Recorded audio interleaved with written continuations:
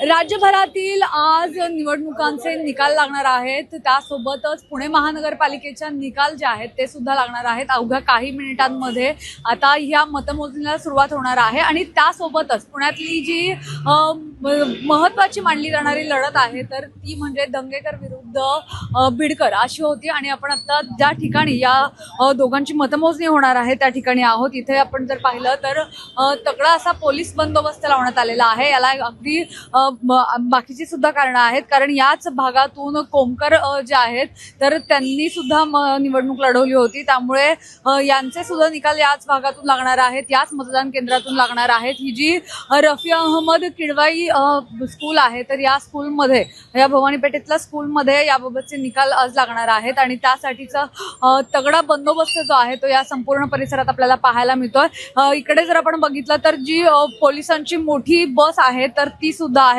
तर दुसरीकडे mobile surveillance vehicle जी आहे ती सुद्धा आपल्याला पाहायला मिळते। अगदी काही वेळामध्ये आता या मतमोजणीला सुरुवात होणार आहे आणि पुणे शहरात जसं आपण बघितलं की ज्या लढती चर्चेत राहिलेल्या आहेत त्याचप्रमाणे त्यामधलीच एक प्रमुख लढत म्हणून दंगेकर विरुद्ध बिडकर यांच्याकडे खरं तर पाहिलं जात होतं आणि त्यामुळेच आता याचा निकाल नेमका काय लागणार याकडे सर्वांचं लक्ष आहे। काही वेळामध्ये मतमोजणीला सुरुवात होईल आणि त्यानंतर नेमका गुलाल कोणाचा उधळला जाणार हे पाहणं महत्त्वाचं असणार आहे। पुण्याहून मुना येनपुरे, सिविक मिरर।